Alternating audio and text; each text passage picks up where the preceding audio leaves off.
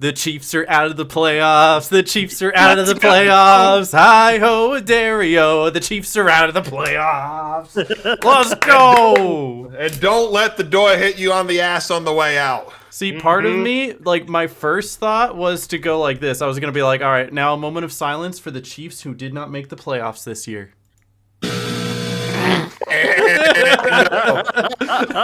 They don't deserve a moment of silence. Get them out of here. Get them out of here. 10 straight years of the playoffs. You can miss them once. Yeah, if the Packers had to miss them in, 2019, 2020, or whatever it was, then the Chiefs can take a year off, okay? You know what? Absolutely. Take next year off, too. Give Patrick Mahomes time to recover.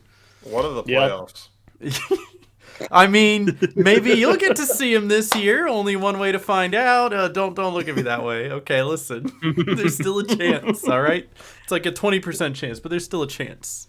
Playoffs? Playoffs? What are you talking about, playoffs? Playoffs? Listen, the Panthers have a better chance than the Cowboys right now. That's for sure. That is true. Anyway, everyone celebrated. Welcome back to the Three Sad Fans podcast. Our teams never seem to all win on the same week, but they never seem to all lose on the same week either, right? Except once, yes. Except for once. Is there a week that they all lost on the same day? Great question. So we've actually had more days in which they all won in the same week than the amount of days they all lost. However, there's all those bye weeks, and those don't really count. So it's, whatever. Yes, well, we get 3 weeks where that's not possible. Yeah, exactly. We get 3 weeks of relaxation. But let's go over some shout-outs. As we mentioned before, the Chiefs are eliminated from playoff contention for the first time since 2014. And God bless how many likes this has on Twitter. It is nearing 100,000. Holy! Honestly, the NFL was out here trying to push the Chiefs narrative. Can they go for the three-peat? And I don't think they really understood how sick everyone was of the darn Chiefs. And it's finally coming to fruition and clarity that, hey, people don't like them. Stop it. Stop pushing them. Cinema for one. Because finally they're out. They're out of the playoffs. But also just the injury at the very end from Patrick Mahomes. I mean, I don't wish an injury on anybody. I want to see Patrick Mahomes lose fair and square. All right. Yep. And for the most part, they did. I mean, it was Gardner Minshew who threw that interception there at the very end of that game. But still, Patrick Mahomes got him most of the way there, right? Mm-hmm. Yeah. Mm-hmm. I mean, that enjoyment from watching the Chiefs lose went from a 10 to probably about an 8-7. Yeah, and it was all after that injury. Yeah, it was like an 8 right after the injury happened, and they cut to a camera shot of him being helped down the locker room hallway. Yeah. And with 2 guys on either side of him, you're just like, oh, Patrick Mahomes may not play football until 2027. Yeah. No, literally, yeah. Yeah. But honestly, hope he recovers fast. He already underwent the surgery just because of the fact that he didn't just get an ACL tear, but a CLC tear. Is that what it is? LCL. Yeah, LCL. I had it the other way around. I mixed up the chromosomes there. So the LCL. Hoping for his speedy recovery. But in the meantime, we do get really fun posts like this one from the LA Chargers, because they've been killing it on social media lately with this SpongeBob joke. Next right, this is the playoffs. Mr. Krabs, we just passed the turnoff. Mr. Krabs. Mr. K. My house back that way. Far out, SpongeBob. Cancun, let's go. That was so based. Honestly, you know who else's social media is kind of going off lately? And this is I don't know if they hired somebody mid-season or if they just started doing it because they were winning. But the Houston Texans have had a heck of a social media presence lately, and it's been just fun to watch. I believe it. Mm-hmm. They started doing Yu-Gi-Oh references and Pokemon references, and they sure do tweet a lot. I'm trying to find a good example, but they've wait. They got a Flappy Bird one. Hold on, let me share this with you guys. I think I saw that, right? You can watch along if you want. Yeah, I don't know. That's so funny though. It's just a big wall. They only got to 20 points. That's so quirky. No, I love that. Shout out Flappy Bird, because it's a bird, right? Because it's a bird. Do you get it? Mm-hmm. Because it's anyway. That's incredible. Just a couple more shout outs and then we'll get into some games. Don't worry about it. But I do want to shout out this wonderful picture that Noah shared where it's Joe Burrow with the 9 with the ice in his veins. Because, oh man, it's almost like Joe Burrow and JJ McCarthy swapped bodies the past couple weeks. I don't know what happened. Like, look at the stat lines. What, Joe Burrow threw 4 picks in 2 games. JJ McCarthy threw 4 touchdowns in 2 games. It's crazy. No, that's crazy. Did you go ahead. Did you see the press conference Bo gave after like the one where he said like, if I was on any NFL team this week, they would have lost. Yeah. He's like so that's defeated. Ownership. Yeah, that I feel bad for him. I mean, the Bengals ownership is notoriously cheap. Mm-hmm. But I mean, like, you know, that's the quality of a person. That's ownership on his part, where he's taking ownership for that loss. You know, so it works in both ways. Yeah, it does. Absolutely. Mm-hmm. It does. But listen, ways. Joe Burrow's still my GOAT. I love him. I hope that he gets put on a winning football team. I think his contract is up at the end of this year, right? So we'll see if he re-signs or if they let him go somewhere else. That's a great question. Because I know there was a lot of talks about him going to the Vikings potentially if J.J. McCarthy didn't turn things around in the last few weeks here. And that was down the grapevine. He's still under contract until 2029. 2029. Oh, okay, so he's like, never mind. He's there for a while. So the only way he could get a new team is if he gets traded off the Bengals to another team. But yep. That's the Bengals are not going to be willing to trade Joe Burrow. No, that's like their that's their golden boy. Unless he requests a trade and they get 3 first-round picks. Mm-hmm. It would have to be a block. If not 4. Mm-hmm. You know. Yeah. It would have to be a lot. And I don't think the Bengals want to start Joe Flacco anyway, even though he's on a 1-year contract-ish kind of thing. So. I think he's just... I think Joe Flacco's along for the ride now. He had a fun time, though. He sure did. He did. He did pretty good on your fantasy a couple weeks there, though, didn't he, Noah? He did. Yes, he did. Yo, speaking of Noah's fantasy, though, another shout-out we have here. Kyle Pitts with the 40-point banger. What? What? Huh? You went to bed, you missed it. He had like 3 touchdowns and 150 yards. No, here's the crazy thing too. I picked Kyle Pitts because of the original me that he doesn't do shit. Now he actually did shit. You know, like, come on. I remember during the draft you were asking who's a good tight end, and I was like, yo, pick up Kyle Pitts. You're like, who's Kyle Pitts? And I sent you like 3 or 4 memes, and you're like, that's my guy. Yes, I want this guy. The one for me. Yeah, he balled out. Bro, Kyle Pitts single-handedly like ruined a dozen people's fantasy playoff hopes. I would say if some league started fantasy this week, he single-handedly eliminated half the population of fantasy football. Yeah, no, literally. And it's I did win this past week, so I'm pretty sure I'm like kind of inching my way into the playoffs. You're in the playoffs. I don't know if you've looked at the bracket. You're number 2. No, I haven't seen the bracket. I'll have to look at it. So the bracket goes how it is later. Me, you, Tim, and then Tomas. So it's like 1 and 4 play each other. I'm playing Tomas, and then you're playing Tim. That's what I added you with, the 50-50. If you look at the screenshot, it says championship semifinal. And no, that's insane. It was 50-50, and then you you changed somebody. Who did you change? You're up to 52% now. No, so I swapped. You put Jackson Dart over Matthew Stafford.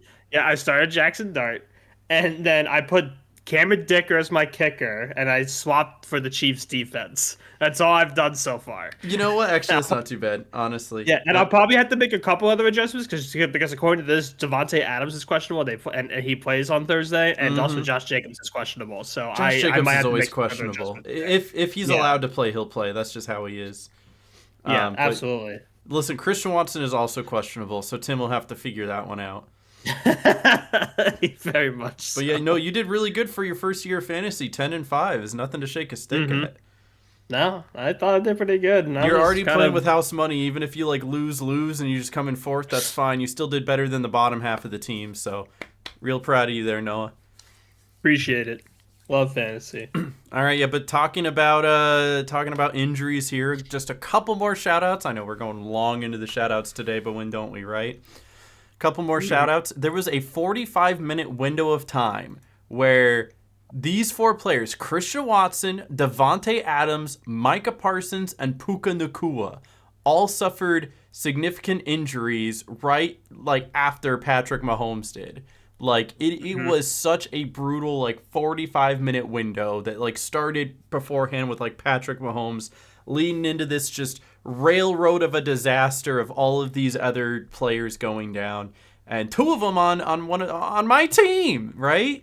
Yeah. Christian Watson just came back from the ACL tear from last year, and Micah Parsons, who has been a game changer and basically the Packers' whole defense as of late because they put so much into this. Suddenly he's not there anymore, and a lot of Packers fans are like, our playoff hopes, our Super Bowl hopes, our hopes of even winning another game for the rest of the season are shattered. Are we even going to make the playoffs at this point, right? And so it kind of sucks. But the one last thing I wanted to share here is Micah Parsons' response to it, and I absolutely love this. I couldn't put it better myself, and I even sent this to my dad because I loved it so much. But Micah Parsons goes to Twitter and he says, "I may be sidelined, but I'm not defeated. This injury is my greatest test, a moment God allowed to strengthen my testimony. I believe he walks with me through this storm and chose me for this fight because he knew my heart could carry it. I'm deeply grateful to the Packers organization and my teammates for their unwavering support, love, and belief in me during this season. I trust his timing, his plan, and his purpose. I will rise again." Yeah. I thought that was so nice. well put. And grammatically correct as well, because, I mean, listen, Noah, you grew up in the Catholic Church, right? Every single time you refer to God as he or him, you capitalize it, right? Yep. It's a cap. So through all of it, every his is all capitalized. So, this man knows what he's doing. This man right here, he knows what he's talking about. So that's my edge rusher. I love Micah Parsons. So wishing him a speedy recovery as well. Anything else you guys wanted to piggyback? Nope. I've got nothing.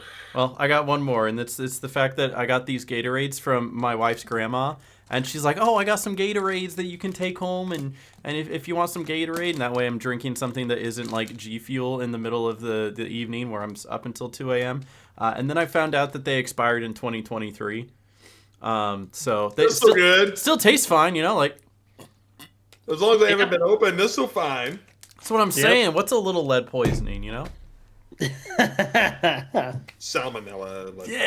It's a little bit of microplastics, man. I mean, I already got enough plastics in my body. Microplastics in everything we eat and drink. So true. I'm enjoying a nice big helping of microplastics now. Yummy microplastics. Delicioso. All right. Sorry I didn't give you guys an outline this week, but I mean, you guys know what we're talking about. No, we outline. What's an outline? We planned these? Very loosely, We just kind of we roll with the punches. Okay, so we're talking about the Colts now, right? I know, right? Phillip Rivers. Who would have thought? Listen, Phillip Rivers' stat line isn't as bad as it looks, all right? He threw a touchdown. He had a good 175 yards against one of the top 3 defenses in the league, and that one interception came at the very end of the game on a Hail Mary, okay? So it's not a real interception. So, Unk still got it, okay? I believe in Phillip Rivers. I think they can win 1 game in the next 3. Only one game. Niners, Jags, Texans? No. No. They might be able to beat the Jags. They're on a 4-game losing streak right now. They might end the season with a 7-game losing streak. Okay, but listen, I know Trevor Lawrence just had the team at AFC. Oh. Trevor Lawrence had the game of his career at 5 passing touchdowns and a rushing touchdown, literally unheard of. But you know what? I think the Colts got it. I think they got it. I think they can come back. The Colts are now 2 games out of first place in their own division. Mm-hmm. I mean, I think even the Texans passed them, right? Yeah, the Texans are second. The Texans are 9-5. Colts are 8-6. Jags are 10-4. That's still a wide open division, though. You never know. It is. It's over. The Colts have missed the playoffs. It's so over, and it sucks because as I said, they were one of the good teams at the beginning of the season. We were like, rooted for Danny Dimes to do very well, but no, it was 7-1. It reminds me of that year of what was it? It was the Eagles that started like 10-0 or 9-0 or 2 something. seasons ago, yeah. And then they like literally lost the last 6 games, went into the playoffs, lost first round to Tampa Bay. Yeah. That was hilarious, incredible. actually. I hope they do that again this year. Possible. That would be really That'd funny. Be incredible. It's possible. But let's talk about some games for our teams. First one up was the morning slate with our resident Ravens fan, Mr. Noah. What do you got to say about the Ravens? So I'm happy that they won. They eliminated the Bengals from playoff contention, which it honestly sad. I want to see Joe Burrow be successful. I want to see the Bengals be successful as an AFC North aficionado. But I don't have much to say. The Ravens won. Their stats looked okay. It really was an okay game. It was like Joe Burrow throwing the game away. Lamar Jackson only threw 12 passes total. Yeah, no, literally total. So little. Like both teams, both defenses came out to really play. Like the Ravens defense finally showed up, like for once in a couple of weeks, which was incredible. But man, Zay Flowers had catches that he should have caught, and then catches that he did catch that he shouldn't have caught. Right, exactly. Derrick Henry had a good rushing game, but wasn't the one that really scored. I mean, I think one of their touchdowns came off of a pick six, right? That was cool because that was a cool one. Yeah, and he pitched it backwards. He didn't pitch it. He handed it. He literally handed it back to his. He's like, "Here, you're faster than I am. Yeah, exactly. You go, I'll block." That was good teamwork. That was cool. With the interception, and then he handed it to Gilman, who took it back. Yep. That was sick. Yeah, but 84 yards. 84 yards. That's 84 awesome. yards. But yeah, I don't have much to say. The Ravens won. There's still hope for them to be in the playoffs. The only way that they can really get in the playoffs is if they went out. Because they need to win on the Steelers, need to lose. They play the Steelers one more time. The Steelers would be fine. Yeah, they could probably lose against the Steelers and still be relatively okay. The Steelers lose out the rest of the season, but I think your chances are better if the Ravens beat the Steelers and then just let everything else. You need to beat the Steelers. 3 games left. You're a game back, and you play the Steelers. You got to beat the Steelers, and you have to match what the Steelers do, right? Yeah, absolutely. But that's so much tougher because your 2 games not against the Steelers are against the Patriots and Packers, which is that's tough. And the 2 games that the Steelers have that aren't the Ravens are Lions and Browns, which they could easily probably win one of those. But I don't know if they beat the Lions. They're easily they'll beat the Browns more than likely. They'll beat the Browns, yeah. The Lions will be a little harder. Yeah. But I'm saying if the Ravens lose 2 games, it's over. If we lose to the Patriots and we lose to the Packers the following week, which that'll be a fun game to watch, it's over for us. No matter what happens. More than unless the Steelers if the Steelers lose out somehow. Exactly. Yeah, if the Steelers somehow lose out against the Lions and the Browns, what the hell happened to the Steelers? 98 Super Bowl. Come on. Hey, they've got the Steelers have 8 wins. They can only win 1 more game. They can only win 1 more game. True, but then they'll be. But then I think the Ravens lose to the tiebreaker if we also go 8-9. I think it would be really quirky if the Steelers lost both games somehow, the Ravens win one of the next 2, and then it's the final week 18 for the division. Now that would be the NFL script on fire. That would be insane. Cinema. Yes, that would be insane. The NFL is too cowardly to do that, but it would be cinema. Nah. Come on, script writers, chop. I mean, you're kind of doing this for Panthers Bucks, so. Yes. But yeah, I'm satisfied with how the Ravens played. We'll see how they play against the Patriots next week. That was probably going to be a tough game. It's going to be at home, and this was a game that I mentioned last week that got flexed to the Sunday night spot because it was originally, I believe, going to be a 1 p.m. game. 1 a.m. game. Dang, they really doing these late. No, they're really doing them early. Yeah, no. This was originally, I think, a 1 p.m. game, 1 p.m. Eastern game, and now they made it the Sunday night football game, and it's at home. So I think the Ravens will have the slight advantage because they're at home, and that helps. But if I read correctly, I think they're favored, which is kind of odd. Are they favored? They might be. I'm gonna look just based off of pigskin pickups. I'm gonna look. Yeah, let me look at the pick. Yeah, they're favored. Just they ever so are slightly. favored. Mine is 155. That's favored. Yeah, we will get into that later. Patriots just lost, so you know. Yeah, that is true. What was that score? The Patriots Bills was a phenomenal game. The Bills were down 21 points, and they scored 28 in like the second half. 2 touchdowns in the third and 2 touchdowns in the fourth. Yep. Josh Allen is incredible. The Bills only win if Josh Allen goes God mode. That's the problem. They only get points in the second half. Look up every single Bills game. I'm not even kidding. Look at every Bills like anytime they score points, it's all in the second half. So last week it was last week it was literally 28 in the third quarter, right? 28 in the second half against the Bengals. That's what I meant. Yeah, in the second half, yeah, it's 28 second half against the Bengals. 23 against the Steelers in the second half. Mm-hmm. Yeah, because that was 3-7 going into halftime, 23 after the half. They are literally the definition of a second half team.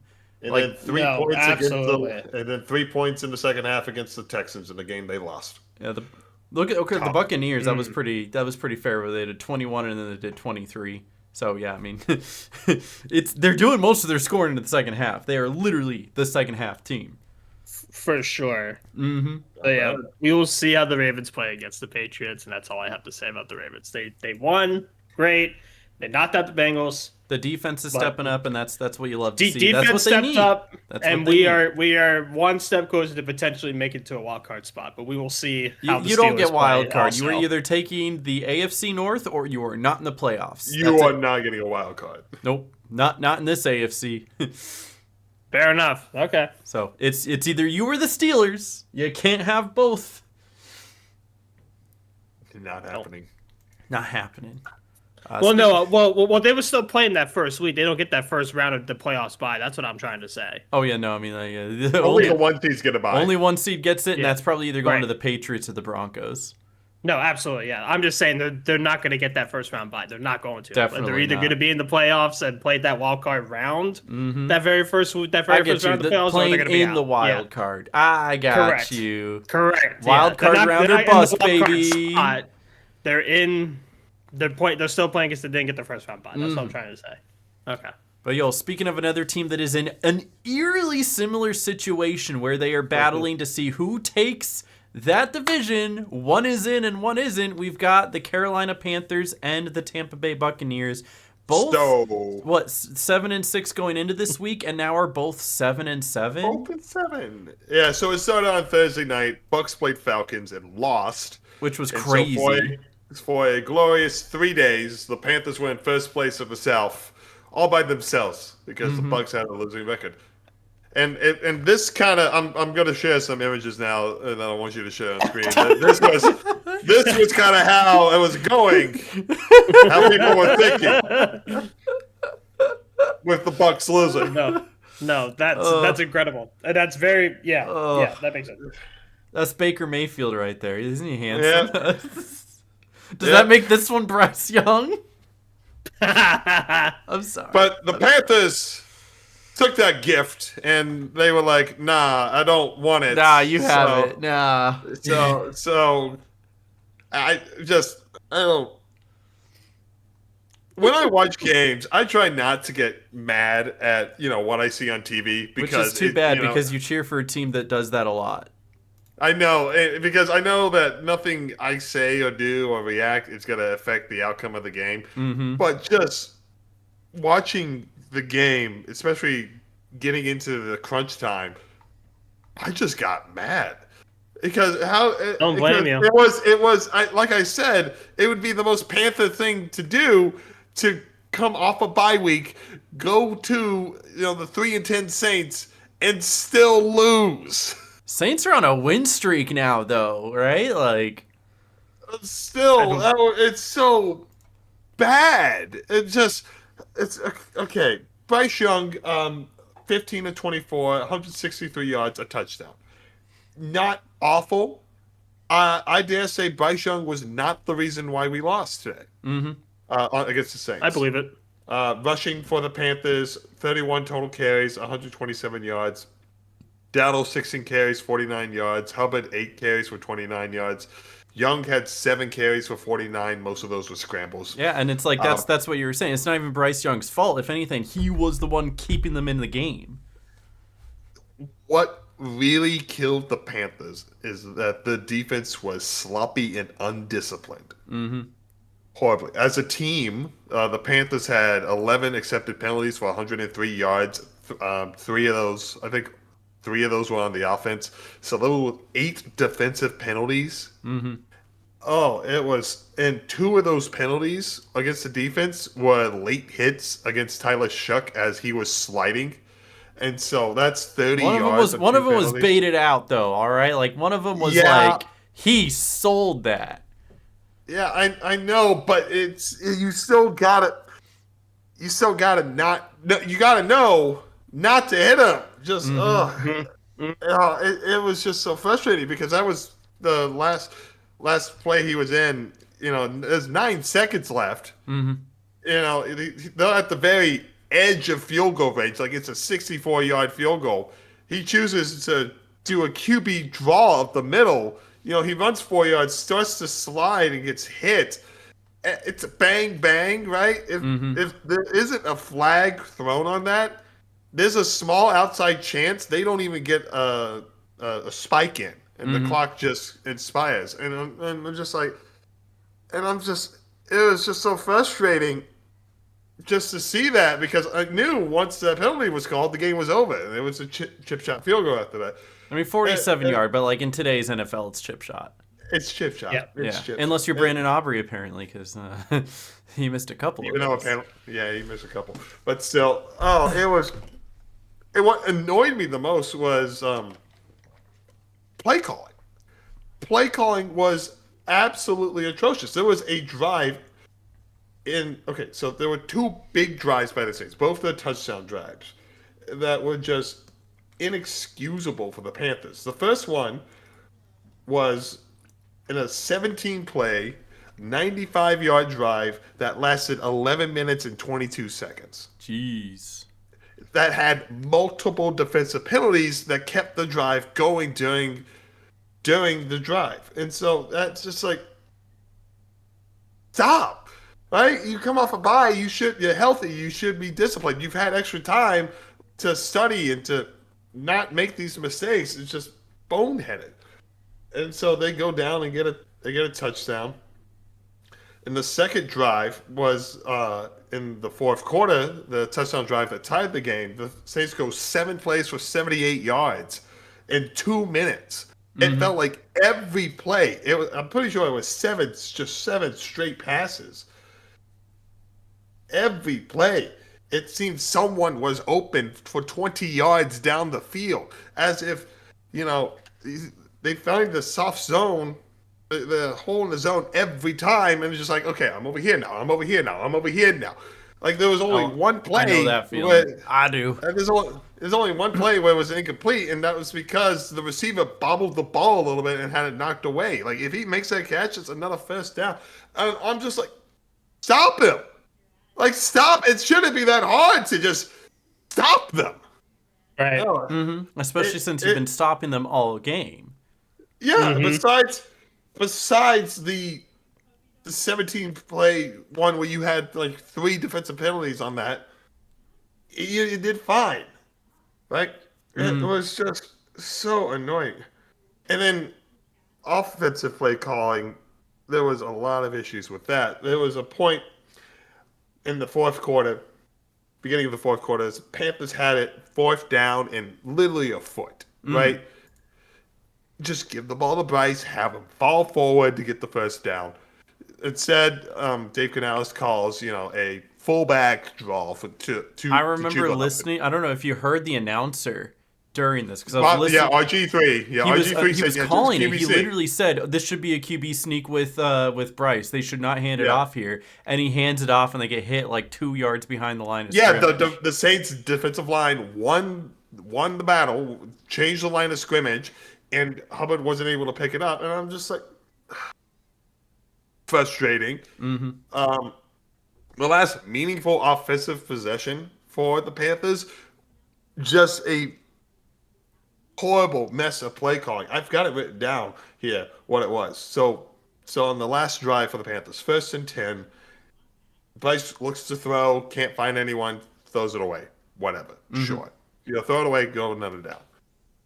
2nd down. He looks to throw. He has to scramble out because, I don't know, the line didn't hold or whatever. He throws it to Tedova McMillan, initially for the catch, but on replay, he loses a hand on the ball, and he uses the ground to catch the ball. Which is too bad. Could have been a great catch. I remember seeing that one, too.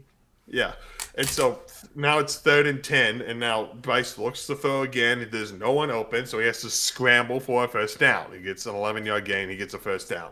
I'm like, okay, cool, whatever. But still, those are 3 straight plays where nothing that they planned worked, right? And it continues. New set of downs. 1st and 10, our left tackle, Ike Ekwonu, just gets beat by Chase Young, and Bryce Young gets sacked. With the worst possible time to take a sack, they lose 9 yards. Cool. 2nd down and 19. Bryce is looking to throw. He can't get anyone open, so he starts to scramble. But before he actually crosses the line of scrimmage, he dumps it off for a gain of 5, and that's it. And so 3rd and 14. Again, he's looking to pass, and there's no one open. He's not forcing it, which is good that he's not forcing it into an interception. But the play call's got to be there for him to get a guy open. That's your job, Canales, and play callers. Call plays to get people open. And I'm just and it's just frustrating because because with NFL TV broadcasts, they don't show you the receivers running the route. They focus on the ball. And so all I'm seeing is Bryce Young holding it, looking, and now he's got to scramble. And I'm just like, throw the ball. We gotta get that Madden view, they do that for the Thursday night games. Let you see from behind, you can see all the routes and everything. Make that the standard. And it was just so frustrating in the game to watch because I'm just watching Bryce do the same thing over and over again, and it's not working. And it made me mad watching that because it felt like insanity, right? He scrambles on this 3rd and 14, gets 7, and they have to punt the ball. It was just and it's just maddeningly frustrating with how inconsistent it was. And, happened again. We beat the then number 1 seed Packers. The next week we go and lose to the Saints. We beat the number 1 seeded Rams, and then the next time we play, we lose to the Saints. Time is a flat circle, man. It's a flat circle. It's so infuriating, man.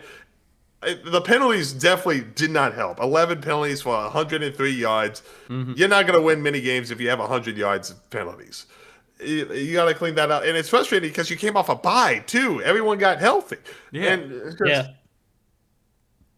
It's just frustrating. It's coaching. That's when I was watching it, that's what it felt like it came down to me. It was undisciplined players, it was bad play calls, it was not understanding the Saints offense and leaving a zone open where you let them come back in a game that you clearly had every single chance to win. You were ahead literally the entire game and then let it go in the end because you couldn't close it out, and that always falls back on the coaching. Yeah, it's just it was a frustrating game to watch, and it's a frustrating game to talk about. Something I noticed though, as researching for this, over the last 8 games for the Panthers, it's been win-loss, win-loss, win-loss, win-loss.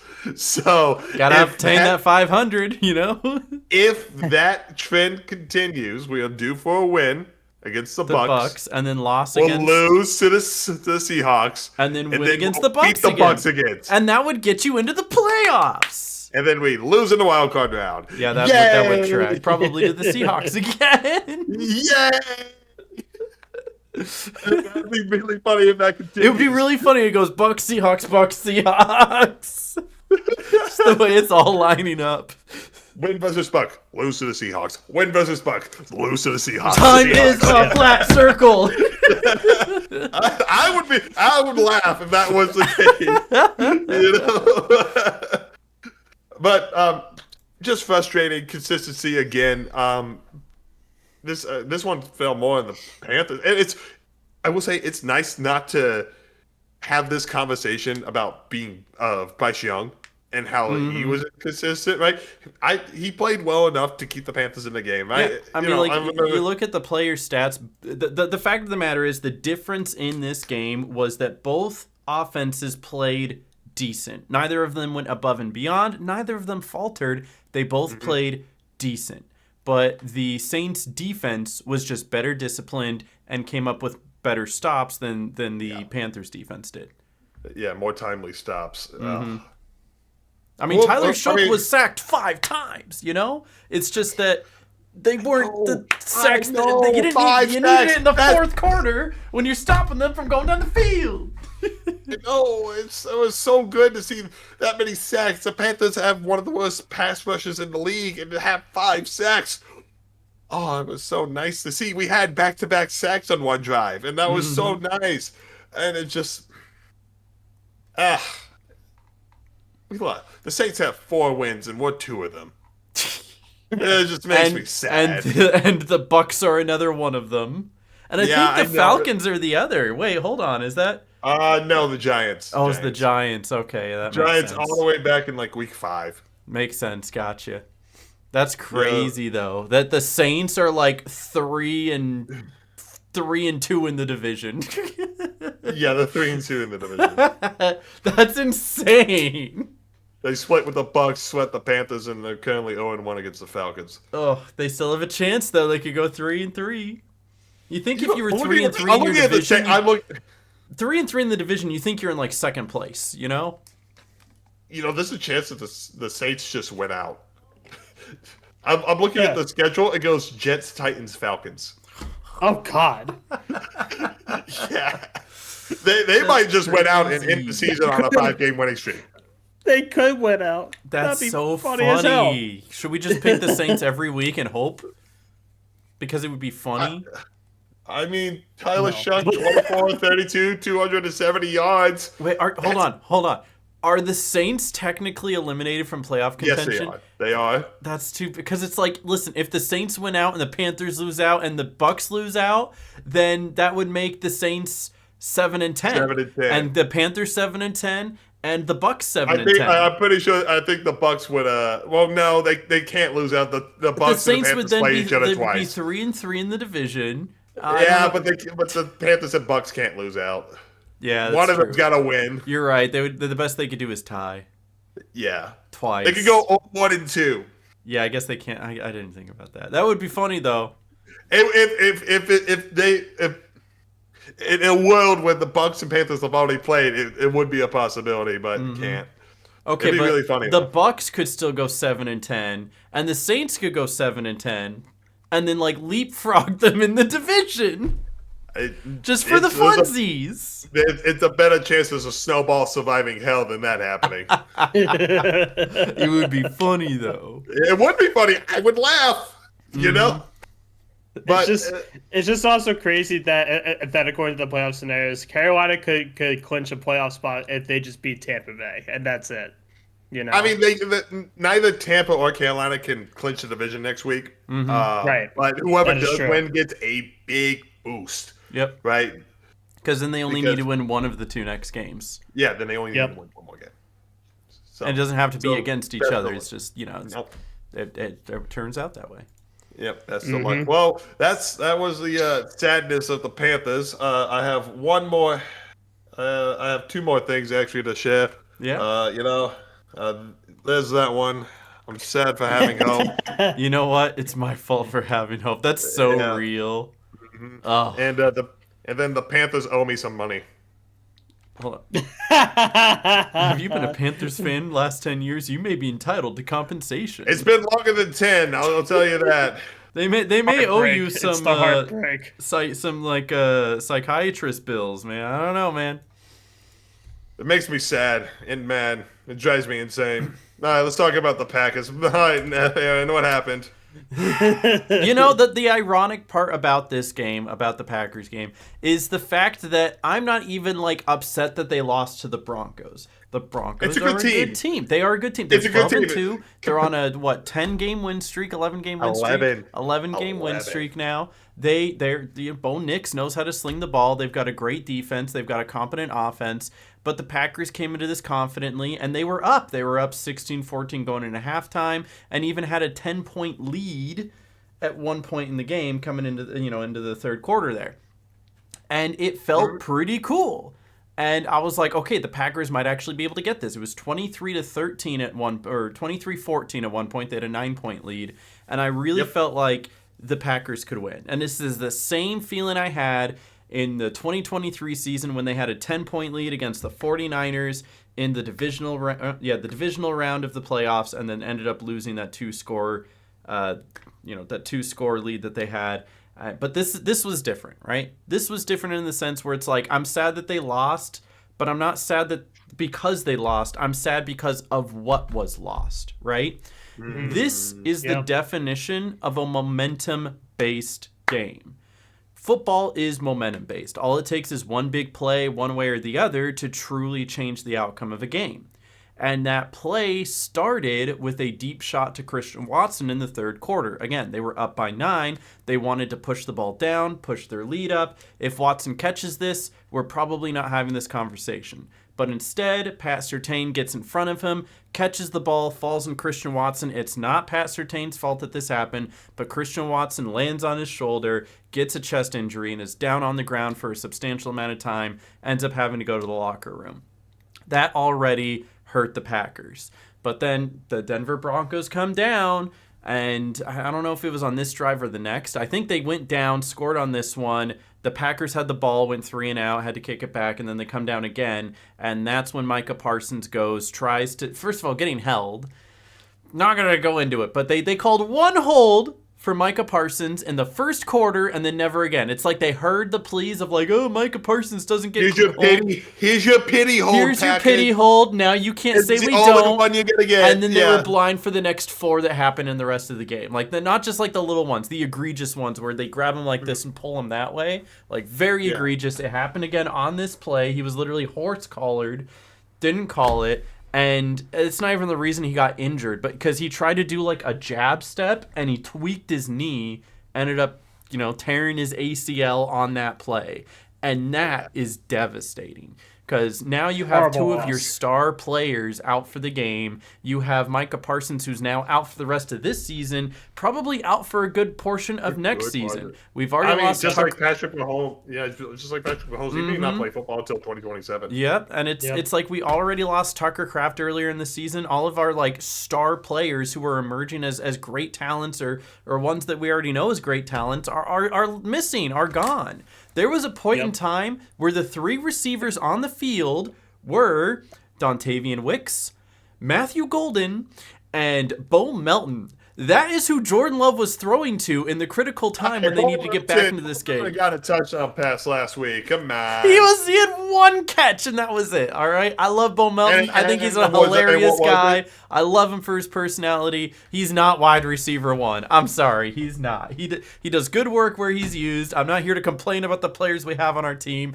It's still a good team, but it's just you need that next step up. You need that elite player to take the lead and get you where you need to go, And yeah, this is a really funny one. Over the next 3 games, Matthew Golden only needs 17 touchdowns to tie Randy Moss's record of 17 touchdowns by a rookie. I think he can do it. I don't know. Hey, there's an opportunity for him to step up now. With absolutely. I think he should get more catches.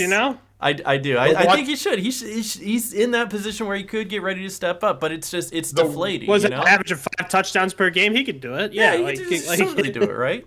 But like 5 and 2/3 of touchdowns a game. Yeah, he could do it in 3 games. I was hopeful the Packers would win this game. I was not expecting them to. It hurts knowing what they lost. If this was the final score, but we still had every single player, I would go, okay, not a big deal. We can lose one. We win out, and we end up going 12-4-1, and that's okay. But, without Micah Parsons, we don't know when Christian Watson is coming back. Josh Jacobs still has his knee swelling, and he's like week to week on whether or not he starts. He almost didn't start this game, and thank God he did. He was 2 of their touchdowns. We really needed him for that. But it just sucks. It is literally the Packers had the lead, 9 points, had the ball, so that's like a half a possession's worth of points, potentially 3, maybe even 7. And then 1 turnover and a hurt Christian Watson was enough to literally flip the entire script. And the Broncos took advantage of that. I said this at the very beginning of the game. Typically, the Broncos are a second-half team or a fourth-quarter team, and that's where they do most of their scoring. They didn't even really need to do most of their scoring there. They only had 20 points in the second half, which I shouldn't say only 20 points because that's like more points than most teams scoring in the entire week. But 14 and 20, right? They scored essentially the same amount in the second half. It's just the Packers couldn't keep up because they were losing guys left and right. Evan Williams was hurt. He's one of our better safeties, and he was out of the game. I didn't even realize because it was overshadowed by the fact Micah Parsons was hurt. And that's such a big name. It kind of trounces all. And then in the second half, just like you were talking about with the Panthers, it seemed like Denver was able to find every spot in the zone, and they would just go down the field. And, if they were trading scores, I get it, but the Packers weren't able to keep up because, just the momentum was out of the room.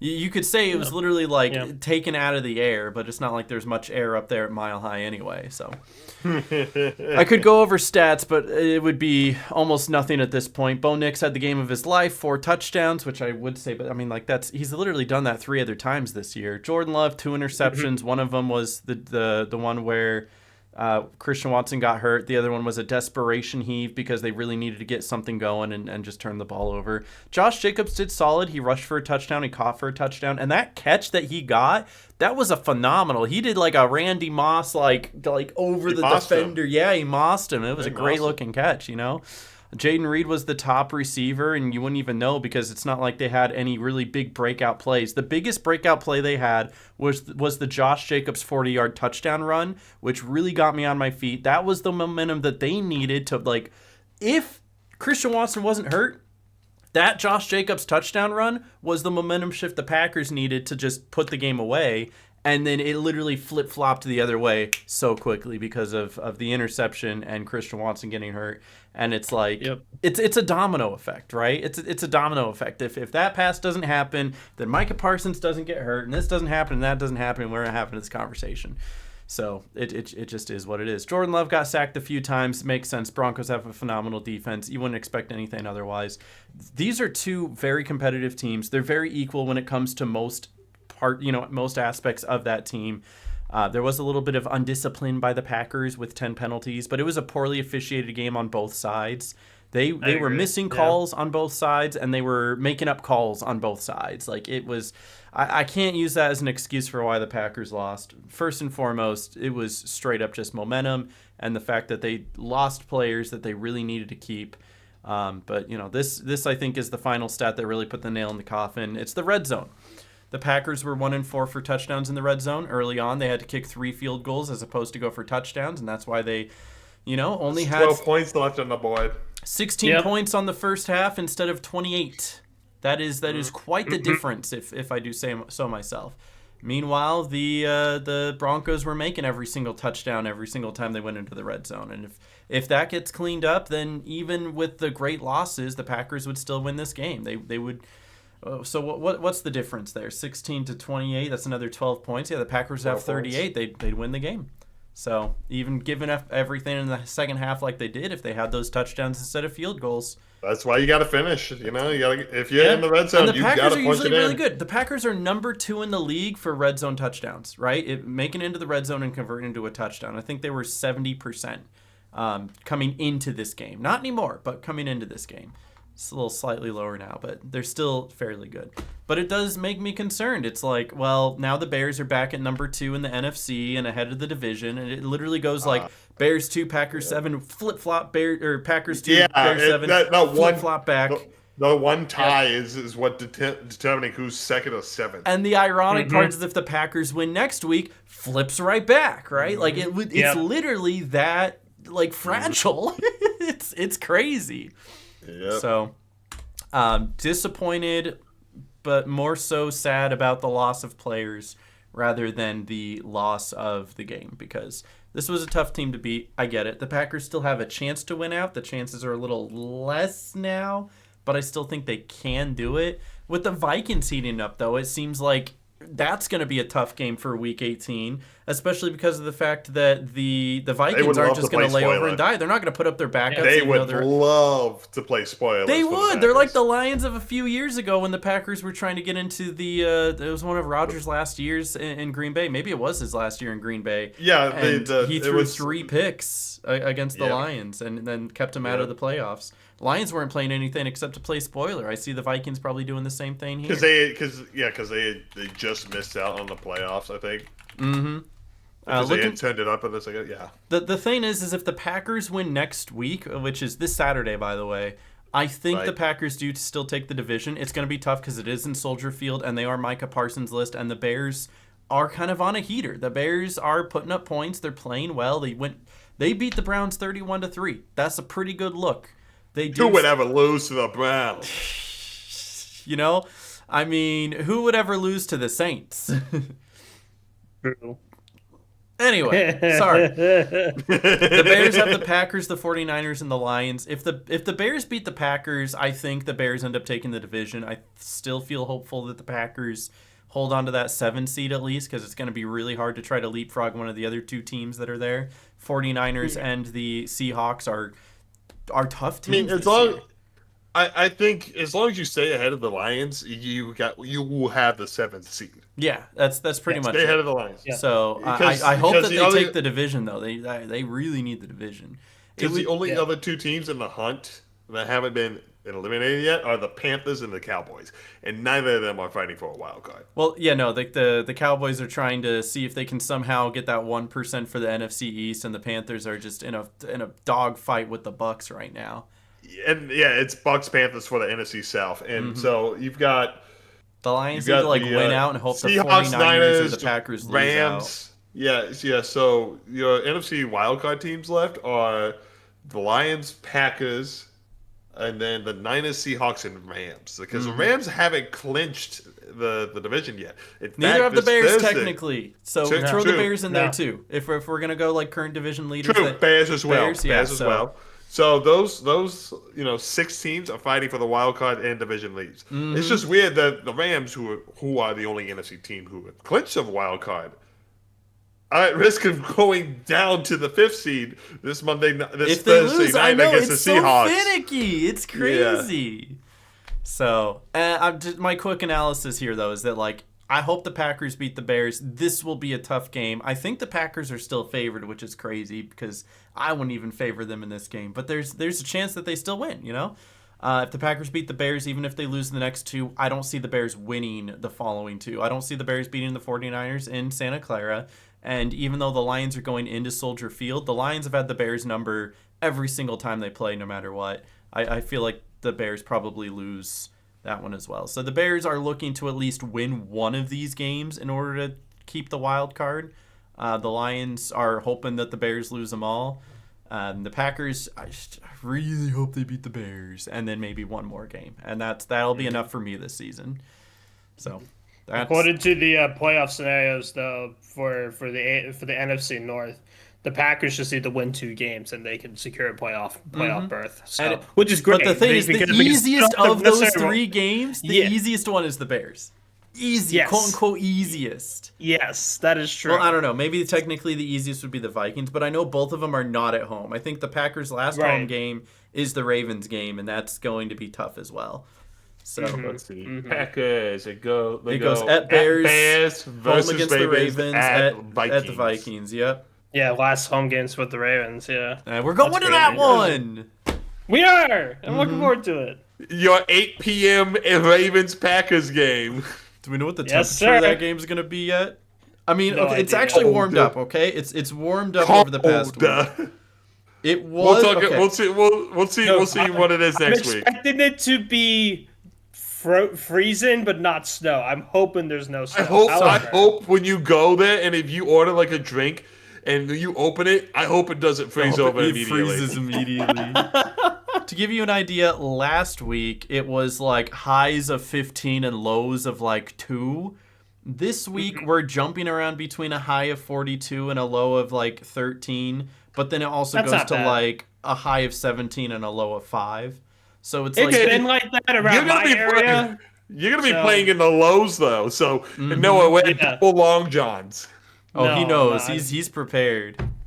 I am. Bring the cardboard. Yes, I will need to steal some cardboard. We're bringing a blanket as well, so it's like we could either huddle in the blanket or stand on the blanket or sit on the blanket or whatever happens to be. We're bringing a blanket. Start a fire in Lambeau Field, get around it, bring some marshmallows. Start making a fire. Some cheese curds. Yeah, there you go. Fry some cheese curds. Cheese curds over a roasted fire. All right. Well, you guys ready for some power rankings real quick? Power rankings. Yeah. Do we have anyone that isn't the Broncos at number 1 at this point? I have the Broncos at 1. Broncos number 1. They did win. They won. The Patriots lost. Yep. The Patriots lost a close game. They did. That's why I'll just move them down to number 2. I have the Patriots at 3 right now. The Rams at 2. 3. Rams at 2. Rams did win. That makes sense. Rams are the only other team that have clinched the playoff spot. So that's why, and they won, and so that's why I have them at 2. Number 4 is the rest of the NFC West. I technically have the Seahawks tied at 3. So do you really? Okay. I feel like the Seahawks aren't putting up enough offense right now for me to feel confident enough to put them toe to toe.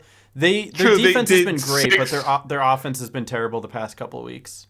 6 field goals against the Titans or whoever they played. No, they played the Colts. Remember the Colts? Oh yeah, the Colts. Okay, so it's a little better than the Titans. Oh yeah. But 6 field goals, yeah. I'll keep them at 4. We'll leave them at 4. You can knock it on the 4. You need touchdowns to end with the Niners. I also have the Jags and Texans at 4. Oh, do you have the Jags and Texans at 4? I was gonna say they might just be one lesser because I still think the NFC West is elite. So my number 5 is going to be a combination of Jags, Bills, Texans. That's fine. A lot of AFC up here. A lot of it's a lot of AFC and then the NFC West. And then for 6 I have Packers and Bears. Yeah, I was thinking Packers, Bears because it's like the Saints. And the Saints have been crazy. They're on a heater. They've won 2. But the Saints is 6. But the Saints is 6. What do you think, Noah? Can I do an honorable mention? Who's your honorable mention? Get the Chargers because they eliminated the Chiefs in the playoffs. I will happily put the Chargers up there. That's a good choice. Good choice. And you know mention doesn't even be 6. Aren't they still like a 10 or 11 team win as well? Like technically, they're better. Chargers are 10-4. Yeah, 10-4. They're technically better than both the Packers and the Bears right now. So I think that's an excellent pick. I just don't think that their offense is maybe nearly as strong as like the other ones. And in the playoff standings, they are a seed higher than the Bills. The Chargers are 5th right now. The Bills are 6 in the AFC.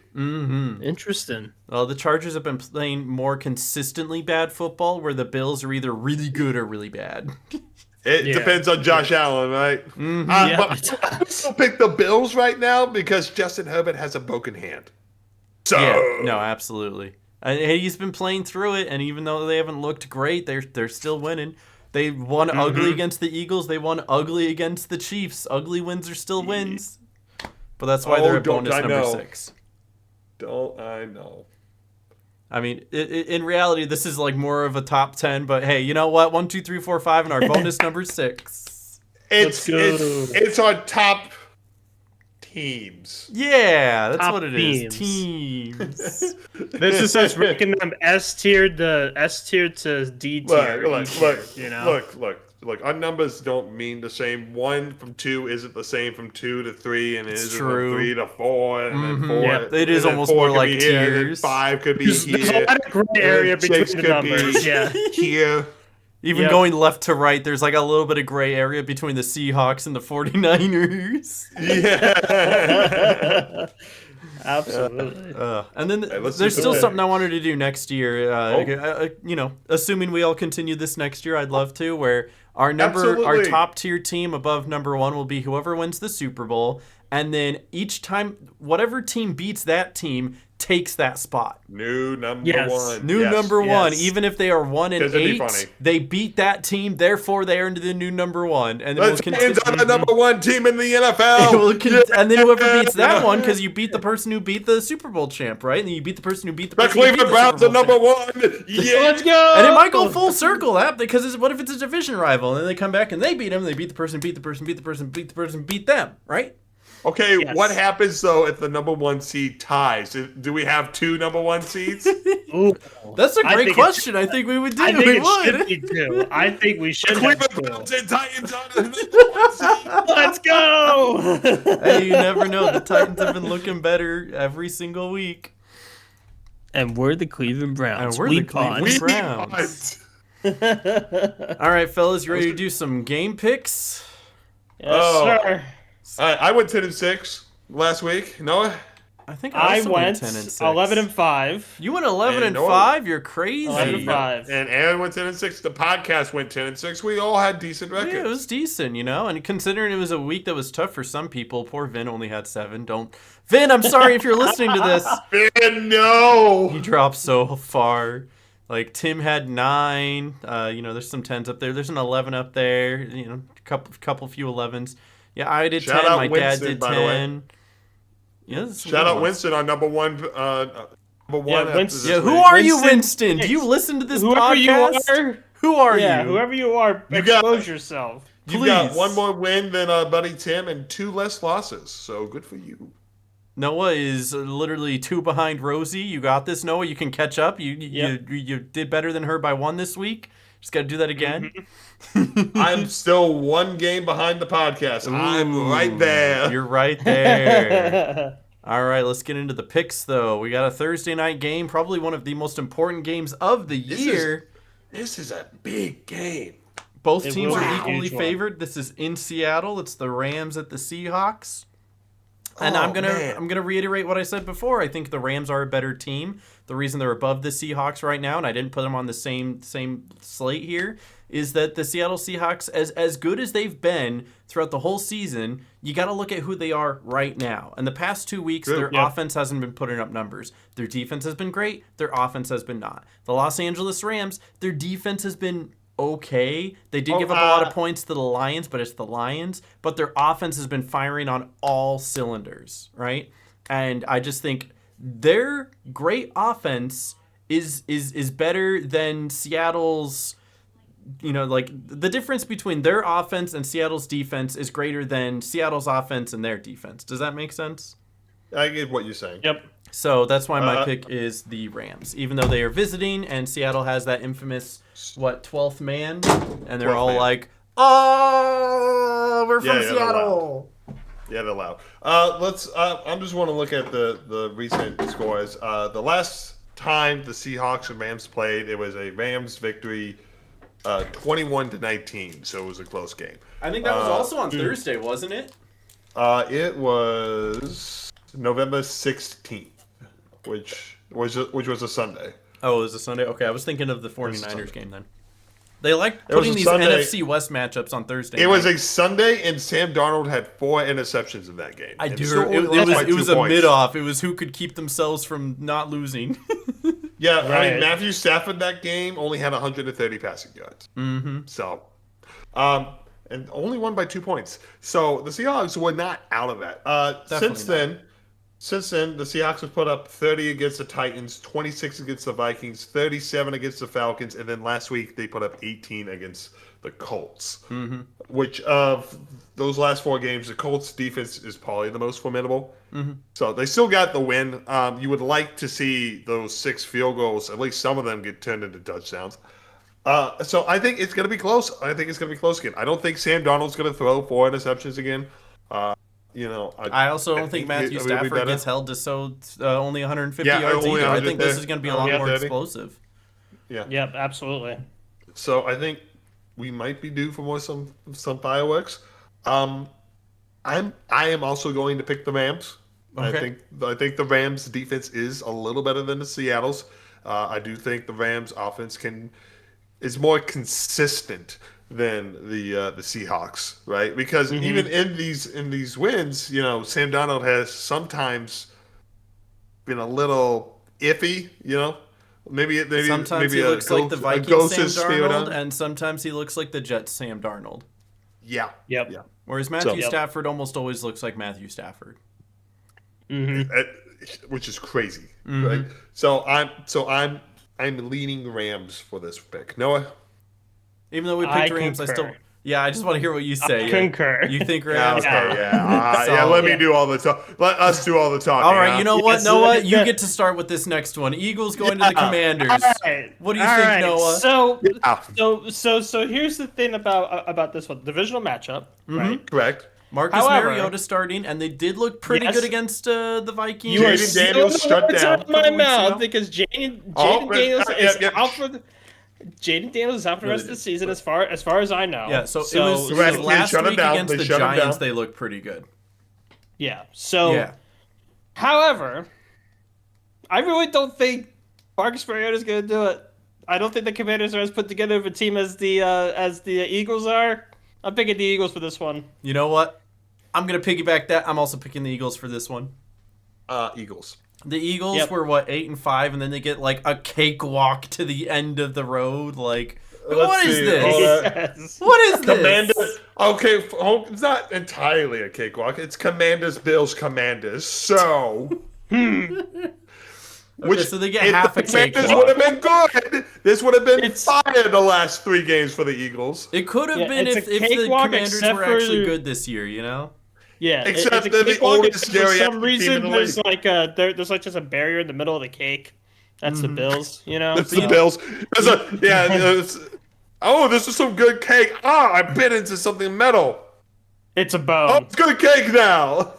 Yeah, there's a bone in the cake, and that bone's the Bills. So Ew. I ordered my cake boneless. Is I it do T-bone think or a it's- chicken bone? Isn't it ironic how Yes. many teams have like the doubled up division games here at the end of the season, whether it's the Panthers? Because the NFL knows Eagles, that. The NFL the knows Ravens that it have could be it. cinema. Yeah, At least they hope that to. could be cinema. could be. Divisional cinema. Because they want people watching at the end of the season to see, who's going to win the division and goes to the playoffs. That's why they do it. I think they're trying to formulate these schedules to be closer to the end of the season. That way, there's more people in playoff contention, as opposed and more to eyes like, watching. Yeah, instead of it all being wrapped up by week 15. So I get it. Which is why only this week were the first teams to secure playoff spots. So yeah, if you guys didn't this know, week- that's the conspiracy. That's why. Yeah, just watch the games. You Yes. you love it. Come on, watch our slop. Yum yum All slop. right. Yeah, all right. All right. Next game, America's game of the week. The Bears are actually. On a Last time I looked Saturday at this, the Packers were more favored. It's pretty even, where it's -115, -105. I'm pretty sure the Bears are like a 1-point favorite. I don't have the numbers in front of me, but if I had to choose, the Bears are a 1-point favorite. So, listen, I'm not gonna sit here and make you guys eat humble pie again this week. Okay, we're not doing that. This isn't 2 weeks ago where I was all like, "How can you guys think that the Packers are not as good as the Bears?" Just because of the fact the loss of Micah Parsons hurts really bad. This is happening in Christian Chicago. Watson may not be in. Exact. Yeah. Christian Watson might not even be playing. I mean, who knows? Even Josh Jacobs might not even be playing. We don't know that yet. So Is he hurt? we don't know. He's every week his knee's been yeah, swelling. he's week to week. He wants to play every week. The only times he hasn't, and it was that 1 week that he didn't, is because the doctors told him you can't play this week. So Matt LaFleur said Jacobs played through a knee injury and Sunday's loss to Denver and wouldn't participate Tuesday if the Packers were practicing. That is the last update on Josh Jacobs. and that's how he's been the past couple of weeks. He didn't practice 2 of the days last week either. So Dontavian Wick's ankle was listed as a non-participant for Tuesday's walkthrough practice. the Packers have a longer He is injury list questionable. than like everybody else in the league combined. So listen, I am going to do the notable thing and pick against the Packers, so it's a win-win for me. So if the Packers win, I'm happy, but if the Packers lose, at least I get a pick, because I love my team. I always hope that my team wins, but there is so much stacked against them. I have to use my logical brain here for once and say that the Packers probably don't win this game. I will not say who I think will win, but I will say that I don't think the Packers will be that team. So that's... Oh, okay. I see. So for those who did not understand it, let me translate it. Aaron is picking the Bears to win this game. And I concur with that, unfortunately, because the Packers are not in a good position right now because of all the injuries that they have. Mm-hmm. I also picked the Bears. The podcast is picking the Bears. Tom, did you pick the Bears off there? Or you picked the Bears. Just be honest with me. Just tell me you picked the Bears. You picked the Packers based off your face. You did not pick the Packers. You picked the Packers? Who'd you pick? Interesting. Really? Thank God somebody has faith, because it's not this me. This is my 5 conspiracy pick right now. I'm going to hit you back with that. I'm picking the Panthers this week, Tom. I got you. I know you won't, but I will, okay? I got you. I sure won't. Okay, so the podcast picked the Bears. These injuries and the big Micah Parsons. Oh, he's injured. He's not going to play. The Packers defense is going to suck. I don't think the Packers defense. The Bears are going to overlook it, and Caleb Williams is going to throw 6 interceptions. God, I hope so. To who? Bo Melton. Bo Melton. He's playing both sides of the ball. You might have. Who is it? Who was the Jacksonville guy? Travis Hunter. Yeah, you might have Travis Hunter, but we got Bo Melton. You've got Bo Melton.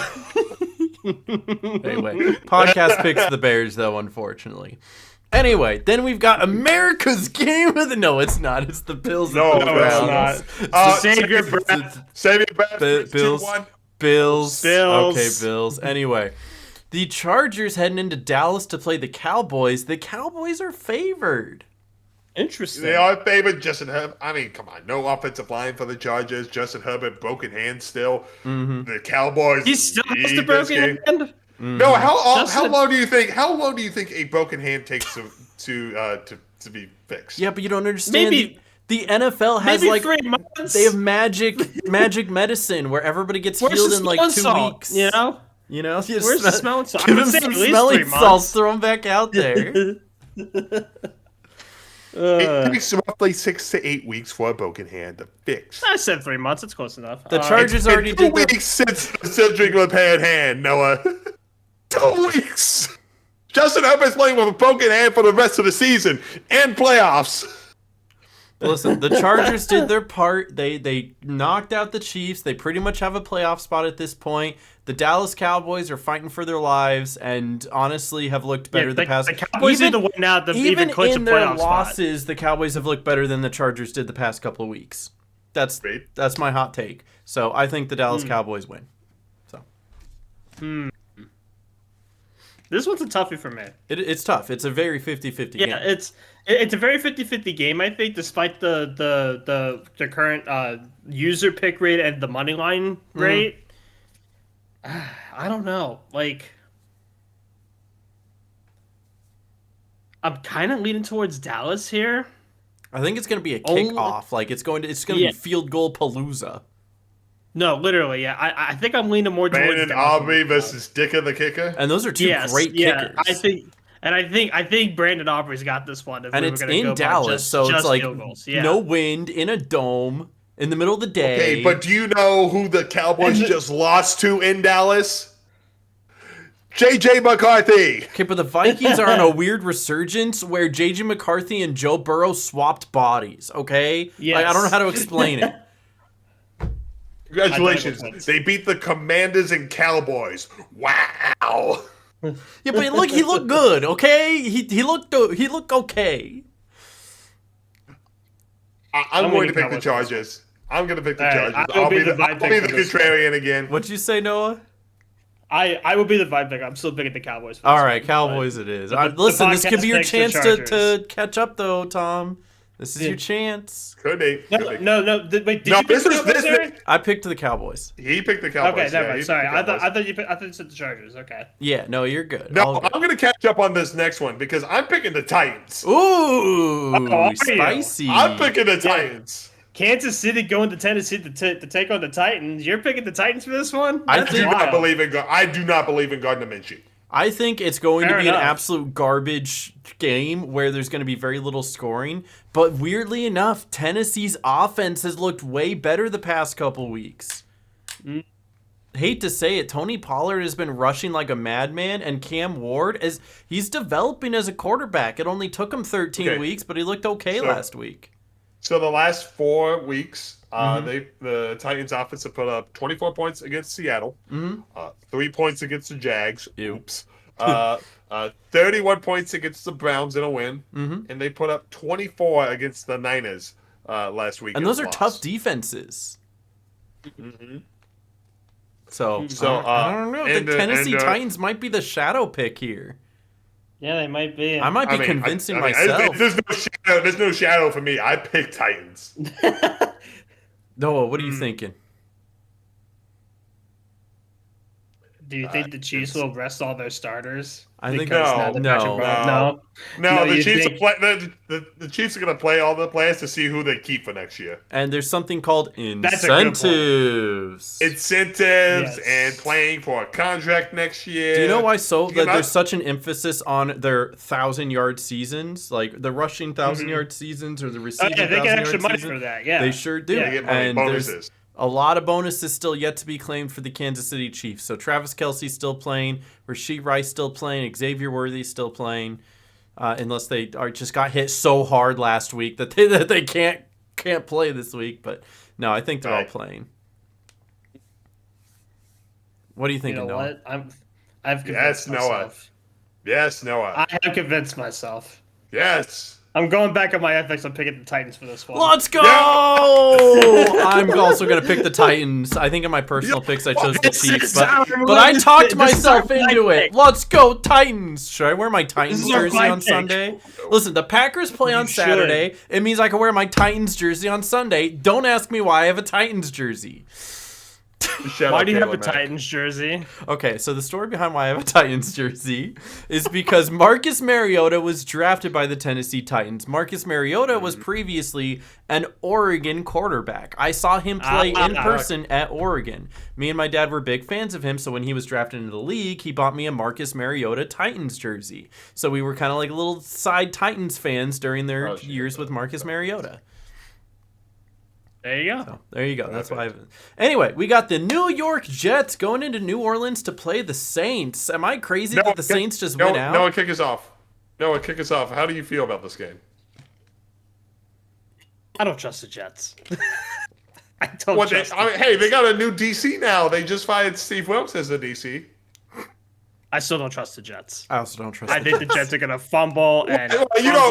You don't trust in Ben's team? No. Not at all. I never did. The only game they looked decent at was when Justin Fields started against the Steelers week 1. Yeah, the week 1. That was when we thought they had hope, and then they didn't. Yeah, and then they didn't have hope. I stopped trusting them. Since then, I'm picking the Saints for this one. I'm also picking the Saints. Fuck the Jets. Tyler Shuck looked good the past 2 weeks. I said the Saints could win out. I think we have to stick by that. We have to choose the Saints all the way through. Until they lose. Until they lose, and then we won't. But hey, I think the Saints win out for sure. If the Jets somehow win this, I will get myself another piece of cheesecake, okay? Like, let's yeah, I'm treating myself. I'm treating myself to cheesecake either way, you know? All right. What punishment?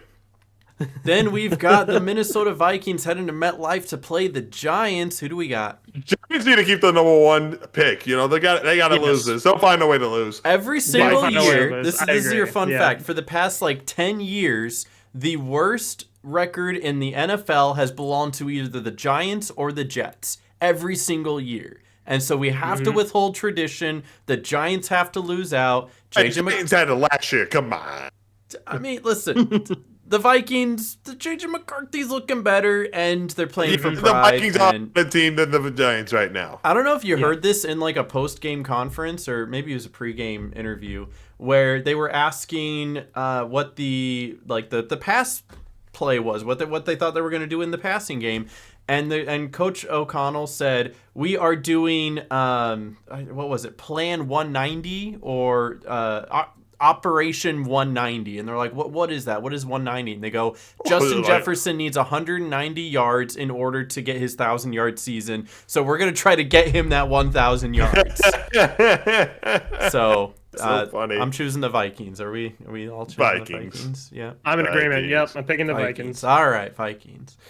Then we've got America's Game of the Week, where the Tampa Bay Buccaneers head to Carolina to play the Panthers. We all know who Tom's picking, right? Yeah. This game basically it doesn't basically determine the division, but it gives the winner a huge advantage. Mm-hmm. The winner of this is really funny. It's like 80% chance they win. It'd be really funny if these teams tie. Because if they tie, then it really comes down to week 18. Mm-hmm. Mm-hmm. It really comes down to week 18. Week 17 doesn't matter if they tie. It's all about week 18. Why isn't there a tie option? Because I want to pick that. Man, I mean, if there's a tie option, I think it's just voided or everyone gets a win. Who knows? I think it just voids. I'm sticking with my tradition. I'm picking the Bucks. And I am sticking with my tradition. I think the Panthers take it at home. It's always been win, lose, coin flip conspiracy. The Carolina Panthers back in the playoffs again, baby. Noah, it all comes down to you. Come on, Noah. I have an idea for this. Come on. Hey Siri, flip a coin. It's tails. I'm picking the Panthers. Let's go, Panthers! Let's go! No. To be real, honestly, I have faith that Bryce Young can get it done against the Buccaneers this time around. He's gonna ball out. If he plays the Atlanta Bucks, he's gonna win. Yes. No, because he played the look. They're a red team, right? He's gonna think that they're the Falcons because it's the same color. No, that's the thing. He played the Los Angeles Falcons the other week, so now he's going to play the Tampa Bay Falcons. So we're good. Everything's fine. He's going to play the Tampa Bay Falcons. It will be great. Yeah. So true. Anyway, meaningless game. Cincinnati Bengals heading to Miami to play the Dolphins. I think both have been eliminated. So. They have. They both have been eliminated. Yes. Mike McDaniels is playing for his job, though. For some reason, this game is on CBS and Peacock, which is a little weird. Gotta download Peacock for this one. Why is this game on Peacock and on CBS? I don't know. Who chose this? Maybe they thought it was going to be a more exciting game down the stretch. I don't know. Dolphins. No, actually, no. I know this game was, I think, the original Sunday night game. You know what? That makes sense. Sunday night game. Yeah. And then it got flexed out. Yeah. I'm picking Dolphins. Really? I think I'm going to go against that. I'm going to pick Bengals. I think Joe Burrow needs a bounce-back game, but I think this is an absolute shootout. I think both teams are putting up points. I think it's a lot of turnovers. Tua turned the ball over, and Joe Burrow not be fully healthy. Who knows? Yeah. I still think it's going to be a lot of points, though. Turnover into points. Noah, comes down to you again. I agree with the sentiment. Joe Burrow needs a comeback game. I'm picking the Bengals for this one. All right, Bengals it is. No, listen, you need this, Tom. You got to beat the podcast, remember? I only need 2 games. I don't need all of these games. This is your other game, right? All right, what about Jags Broncos? Actually, a really good game. This should be a good game. These are two powerhouses in the AFC right now. This is also in Mile High. Wins. Broncos at home. 11 straight wins for the Broncos. Jacksonville also coming off a very dominant win, but the Broncos have such a much better defense. I think this one's going to be a slog as well without a lot of points. Yeah. I don't think the Jaguars are going to put up 48 against the Broncos defense. Definitely not. No, definitely not. No. Like they did against the Jets. You know what? Noah, you go first. That way you're not having to pick between us. I personally think the Broncos, with their very good victory against the Packers last week, I think they can pull this one out as well. And I think it'll probably look like that the Jaguars are going to win initially, but as we saw with the Packers last week, they're The second Broncos are half just team. second half team. They're a Yeah, fourth they're a quarter second half team. I really think they're going to pull this one out. So I picked the Broncos. I'm going to get I am also going to pick you the guys Broncos. figure this out. No, I mean it's easy. We're in clean sweep on the clean Broncos. sweep on the Broncos. Yeah, I mean the Jaguars have a good defense, but it's like their offense is hit and miss. They were hit and then they were missed a couple weeks back, and you never know. Look at the next two teams. Sorry, look at the next two teams and they have the same color palette. They do. It's the battle of the red, baby. Noah, which red do you want more? They're both birds, so I guess I can't make that distinction. It's a battle of the red birds. It's a battle of the red birds, yeah. Atlanta's going into Arizona to take on the Cardinals. Cousins versus Jacoby Brissett. Who do you have? I'll be honest. This is an extremely unfortunate thing, but I have Kirk Cousins for this one. I picked the Falcons. Aaron? Yeah, I think I also picked the Falcons. We are 3 for 3 on the Falcons. All right, Falcons it is. It's a tough one. Now this should be a good one. The Pittsburgh Steelers heading to Ford Field to take on the Detroit Lions. I didn't realize they were both 8-6. But both teams need it. Does Aaron Rodgers come in and show up the Lions one more time, or do the Lions come in and play spoiler again? I mean, both teams need it. I think Detroit definitely needs it more than the Steelers. Yes. The Steelers don't need this win as badly as the Lions. The Lions are outside of the playoff right now. Yeah, the Lions are outside of the playoffs right now. They need every win they can get their hands on. The best they can doesn't end the season this is 11-6. win? Hold on. Doesn't this win eliminate them? No, it doesn't. No, I don't think so. But they would have to hope it really hampers it. So for the Lions, between the Packers and the Bears, whoever loses would need to lose out, and the Lions would have to Well, I guess because the Bears. It's saying on. Yeah, no, because the Lions still play the Bears. Scenarios. So this week, the Lions are Packers fans.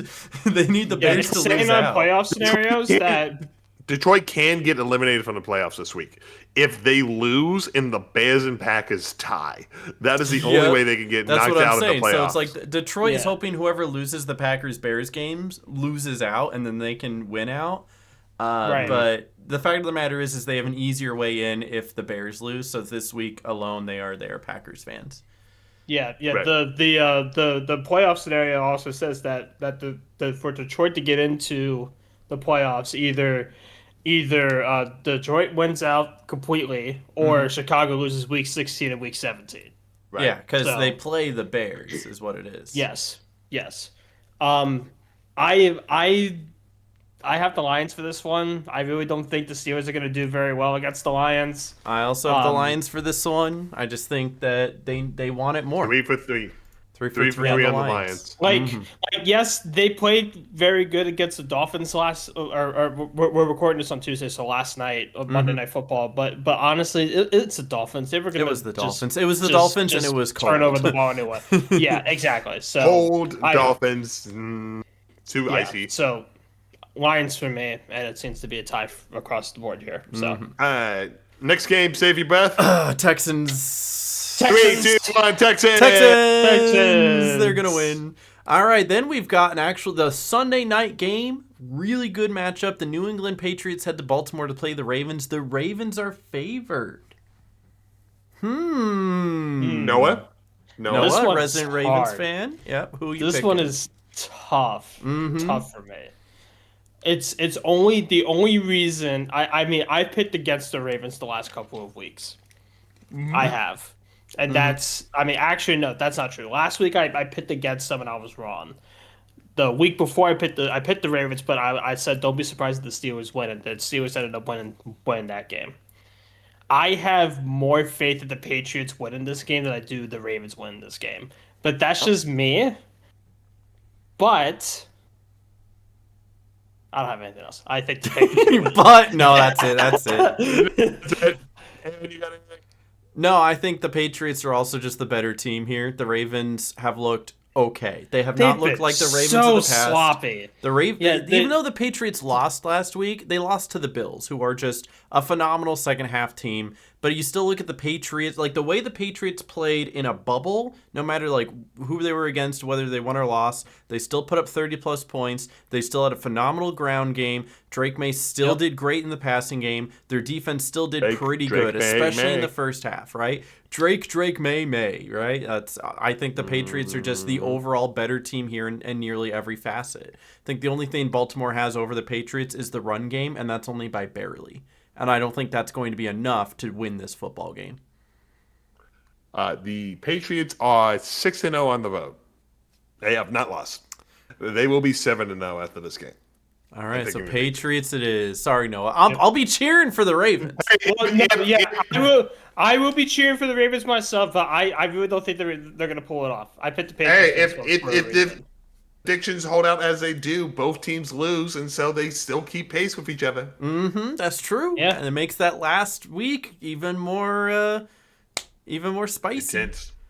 Yep. All right, then we've got the Monday night matchup where the San Francisco 49ers go to Indianapolis to play Phillip Rivers. Phillip Rivers comes back, and his second game back is Monday Night Football. Get out of here. Niners. Colts, come on, Colts! I believe Phillip Rivers, 44 years old, grandpa touchdowns. No, I picked the 49ers. I'm going to sit here. I'm going to say, I was about to say, I'm going to sit here for as long as it takes for you to stop lying to my face here. Yeah, exactly. Like, stop trying to convince me otherwise. I don't think that. Like, this is unfortunate. We were praising the Colts earlier, but good God. You remember a couple weeks ago when I tried to convince you that the Titans could win a football game, and then now you guys are willingly choosing them this week? See, all I need to do is get in your mind now, and by week 16, you're going to be picking the Colts again. I mean, week 18. It is week 16. But listen, Phillip Rivers, grandfather, 44 years old, touchdown. Let that resonate a little bit, okay? Give it a couple weeks. They're going to be playing, the Texans? Or I hope you throw the hat again. Throw the hat, Noah. Yeah. Now picking the Colts. I'm picking the 49ers. All right, you pick the 49ers. Those are our picks. Feel free to copy them if you'd like or don't. That's up to you guys. 47 points. 47 points at the bottom, thank you. 47, you got it. It's better than the alternative. You sure you don't want 44, one for every year that Phillip Rivers has been alive? I mean, we should put 10 for every one of his children. I'll put 44. It's fine. All right, those are our picks. All right, then we've got one last activity. This is something I threw together here at the very end just because I wanted to do this earlier, and I kind of forgot until the last second because I got busy because I do that. But as we all know, Phillip Rivers, our GOAT, not really, but our GOAT, finally came back to the NFL after nearly 5 years of not playing, right? The last time he played, the last snap, we looked this up, was January 9th, 2021. I have compiled a list of pop culture movies and video games that came out around that time, and you get to guess, did this come out while Phillip Rivers was still in the NFL or after he had played his last snap? Allegedly, all right? Allegedly. I cannot answer anything about movies. If you don't know me, I do not watch movies. I just don't have any enjoyment out of movies. All right, no, it's okay. We'll start with maybe a game that you guys are more familiar with because I know you guys have played it. Do you remember Fall Guys? Yes. Did Fall Guys come out before Phillip Rivers took his final snap or after? Before? What do you think, Noah? It was before. It was in 2020. I guess I remember like in 20. Yeah, it was 2020, wasn't it? Yeah, because the last season, it was the 2020 season, so he made it to the playoffs. So January of 21, that's the date we're basing it on. Yep. Yeah. All right, but we still have more. You guys did good on that first one. We have a handful more of them to go. Yeah, high five, Noah. Yeah. Noah, high five. Bam. Yeah. All right. Star Wars Episode 9, The Rise of Skywalker. Did that come out before that doesn't or exist. after That doesn't Philip exist. Rivers' final snap? That doesn't exist. The sequels don't exist. That's a good answer. Why did Disney go from Cars to Cars 3? Like come on, you know? It's so true. Star Wars Episode 9, before or after? After. Before? It was before. It was December of 2020. It was just a month before. It was close, though. It's close. All right. Now we've got, and we'll do another movie. We'll kind of crank out all the movies. How about that? Spider-Man No Way Home. The triple crossover with all the Spider-Mans in it. Did that come out before or after Philip Rivers' I actually know snap? this one. It was after. Do you know that one? How do you know that? Yes. Because I remember when the advertisements were coming out. I've never seen it, but I've seen all the ads. You are It was correct. 23, wasn't it? No, it was 2021. No, it was 2021. It was, but it was after, though. Oh, man. You were probably thinking of a warp. yeah, you're probably thinking of the second Spider-Verse. The Spider-Verse, yeah, that one was pretty. But yeah, you're right. Noah's Slumdog Millionaire in this. All right, guys. A couple more movies, and we'll do a few of the video games. We have Frozen 2, before or after Philip Rivers' final snap. I might actually know this one too, ironically. Do you? You guessed, Tom. Before? I also think it's before. It is before. Frozen 2 came out in 2020 before. Flip coin, it's coming up heads every time. Who knows? Oh, my guess is, I don't know. All right. Last movie, and then we'll do a few video games. We have the first Sonic the Hedgehog movie. Before or after? When was Ugly Sonic a thing? Oh. I believe this is before as well. I don't know, but because what there's been 3 total, and I'm just thinking how long of production it takes on an animated movie. Surely they didn't do 3 in 4 years, 5 years. I'll go before. It was before. It was just the year before. It came out around the time the Star Wars movie did. Ironic. Yeah, all right. It came out around Valentine's Day because it got delayed because of the animations and all that. Because they had to redo the whole animation. Instead of humanoid-looking Sonic, they actually decided to make something that looked like Sonic. All right, then we got a few video games. Are you guys familiar with Hades? I am familiar with Hades. Did Hades come out before or after Philip Rivers' final snap? Hades was a pandemic game, I think, so I'm going to say before. I was going to say after, but barely after.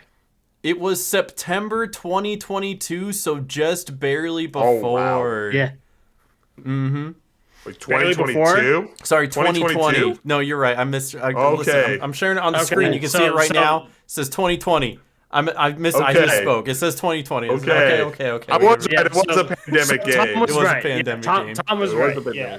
All right. How about Ratchet and Clank Rift Apart? One of the premier games for the PlayStation 5. Well, don't say that. After. That was before. I think that was a launch title, wasn't it? Maybe not quite a launch title, but is that your launch final window? Yeah, I'm saying before. I'm pretty sure it was in the launch window of the PS5. It was right after. It was right after in June of 2021. Ooh, so that one was after. Yeah. All right. Then we have The Last of Us Part 2. Before or after Philip Rivers took his final snap? Is this the remaster? Was this the remaster or the remaster of the remaster? Okay, I'll do both. The Last of Us Part 2 and the remaster. Which one? When did they come and out? after. Yeah, before and after. Yeah, the original came out before, the remaster came out after. All right, and the last thing I have is kind of a more notable point in time as this happened within days. All right? Days, huh? the, I guess lack for a better word, of assault on the Capitol, the riot on the Capitol building. Did this happen before or after Phillips Rivers took his final snap in the 2020 to 2021 season? Oh no. We are looking for a new partner in ThreeSadFans. I have taken over the podcast as host. Preferably a Bears fan. It was the most notable thing that happened around that time, all right? Before. It happened before. January 6th, And unfortunately, right on the Capitol. 3 days, January 9th, Phillips 3 Rivers days, it takes his happened last before, snap, 3 okay? days. That's 3 days no. before. The most notable things that happened in that week. What do you want from me? Oh no. Something happy. That's the only thing that came up when I Googled it. When did the rainbow get into the Fortnite island? I'd rather have that than that. Did that happen before or after, Noah? Before or after? It was before. Anyway, this has been ThreeSadFans. Leave right. your game predictions down below. Mine is Aaron plus Van. How about that, Noah? Yes, I agree. I agree. We need a Jets fan in this podcast. Get the Jets. Get It would Jets truly fan be in Three here. Sad Fans if you brought a Jets fan into here. All right, what if we reformat the show? We drop all of us, right? And we get a Jets fan, a Titans fan, and a Raiders. and a Raiders fan. Perfect, right? Yeah, perfect. It'll literally be Three Sad Fans. Anyway, leave a like on the episode. Is there anything else you guys want to say before we go? The Chiefs are out of the playoffs. The Chiefs are out of the playoffs. I always the dare Chiefs you. are out of The the Chiefs are out of the playoffs. playoffs.